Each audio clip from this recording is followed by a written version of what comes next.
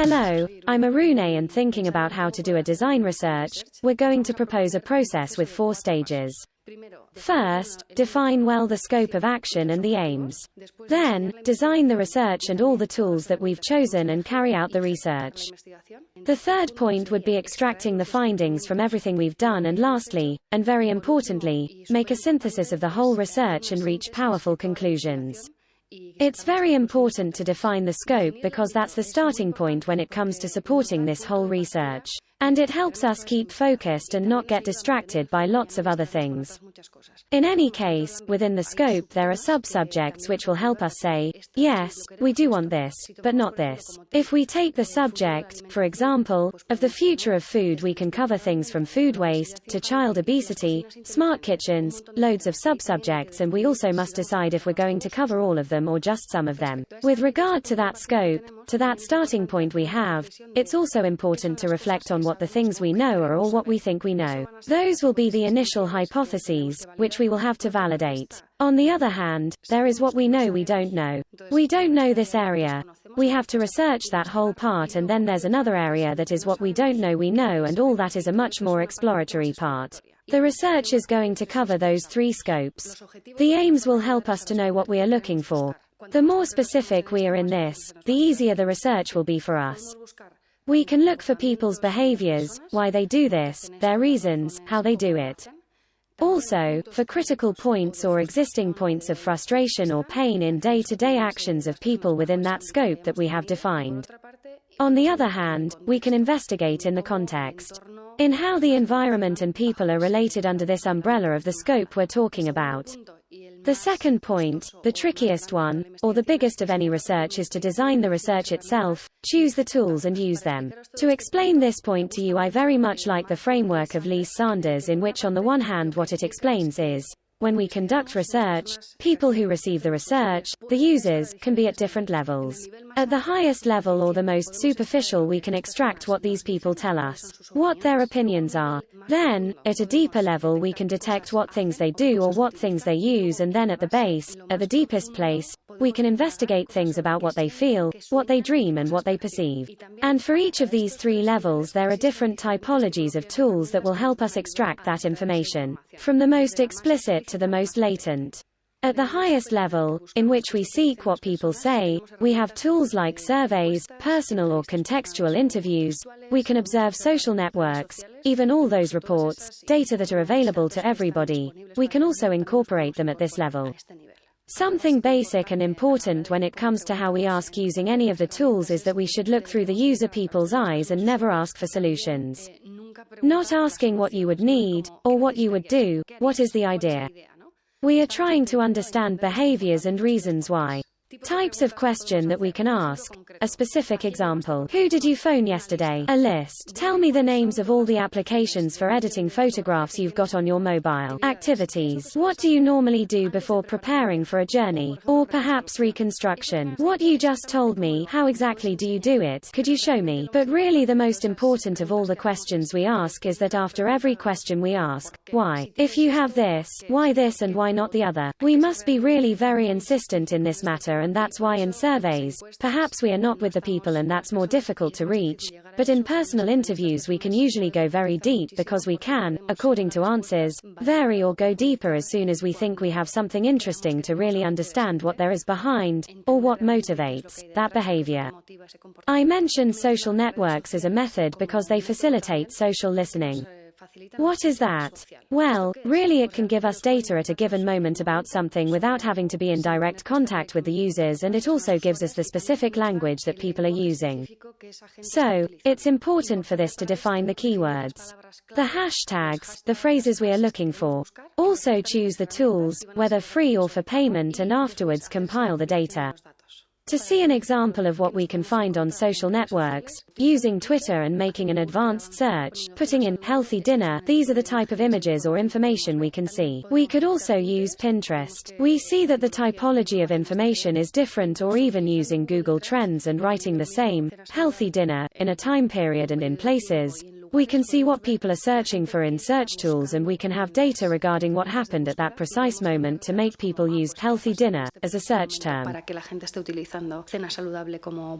Here, it's important to consider that each social network has its own manner for people to interact. Some are more aspirational, others are more professional. So we look a little at where we're looking, and what type of information is giving us is important to reach the right conclusions. There's a phrase by Dr. House that we like very much, which is that everyone lies. The only variable is what they lie about. We don't really believe that people lie, but rather, well, when you ask, you are conditioned by certain things and the answers you give can be biased. Therefore, the important thing about this framework we're talking about is it combines both things that people say and things we can observe that they really do, or how they use it to be able to find those frictions and say, well, there's something here because they're saying this and then doing that. Therefore, what is really going on? And that information, those clues, are very important.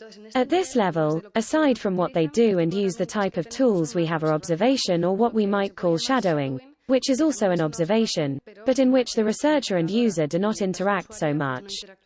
It's like walking in the shadows, observing everything that person is doing in day-to-day life and taking notes without the interference of asking or interacting. What are the things we can extract from what happens? What's important about observations is that if we take into account the scope of the research instead of observing everything and going on safari through the whole life of what that person does in a week, we can focus more on more relevant actions. For example, how they shop, how they make decisions in the supermarket, where they keep food, go to the fridge and see what's happening. If we want to move to the health part, well, what physical activities do they do? And all this limits a bit the focus of the observation and limits and helps us to be able to organize better. And in the lower part, or the deepest part we want to reach, is the part devoted to what they feel, what they think, what they desire. How do we get there? The entire set of tools is what we call generative sessions. What's the important thing? That we can generate an atmosphere of trust so that those people can open up and talk beyond superficial things and share from their fears, from their emotions. That's why these sessions last longer than a short interview or a survey, and they're usually done with different people, with a different profile or vision, so there can be a dialogue, and from the dialogue extract the findings or differences later on. The type of tools we use in these sessions are dynamic, more participative in that we can have images in which they cut, choose, stick, we create a mural. We can have a dialogue, people sharing different experiences, and what's important here is that we, the people who are facilitating all this, do not interfere. That is, we are proposing the tools, looking at the time, because this can go on forever. So, well, each tool and each process has a limited time, and we don't participate with our opinions, but rather we only help get everything flowing and collect that information so it doesn't get lost. Because here we can talk about lots of things, but having it well documented is very important. Once we have done the research, we've spent time with lots of people, we've tried the different tools, and we have all that documented. The big block is extracting the findings, or what is called insight or clues. Here, what's important is those data, that information we have, cross-reference it and understand or manage to reach some patterns of behavior. All that knowledge will later be transferred to wisdom. Well, that type of people are doing that, for this reason and for that reason. We need to go from having a great volume of information, very heterogeneous and unstructured, to being able to classify it by blocks, by theme, and to also cross-reference perspectives of, this person told me this, that person told me that, and we can see here that something is interesting, so we can have that information in a much more useful way. In point 4, all that we have discovered and extracted must be synthesized and summarized so that later we have all the important things from the research. The people who join the process of creating solutions or whatever, from this synthesis viewpoint, they should have enough information to be able to work on it. What is important here? To cross-reference those findings, to synthesize the information, and to keep the most important stuff. To do so, something we use, the tool of people, which helps us to create profiles which are going to be those having the important characteristics of everything that we have discovered before. It is not an invention exercise but rather an exercise of using or synthesizing in those types of profiles that we have defined all the important things we have learned from different people with their similarities but with their differences and their own characteristics. Those people, those profiles are going to be a summary that will help us to understand the whole range of people we have seen, not all of them, but those that are going to interest us in order to later generate initiatives and solutions. We believe that research does not begin and end and then suddenly pass on to another phase, but rather all this, we finish it in a moment but then in the next steps we could review it, return, go deeper into other subjects of greater importance. Even once we have different solutions and pilots we can go and test them again, and this would be another type of research. But to cut a long story short, everything we say about empathizing is because we want is to gain trust, to be sure that when we go to that phase which is more about creation, we have enough wisdom so that what we were talking about with regard to problem and solution gel together well, and we can relax and not ask ourselves all the time, but we don't know that. We don't know if that's going to be desirable. We don't know that. Well, to have that trust that leads us to rapid action, that is what we want. We want to go quickly to that generation but from a relaxed position and from having a solid base and solid knowledge about it.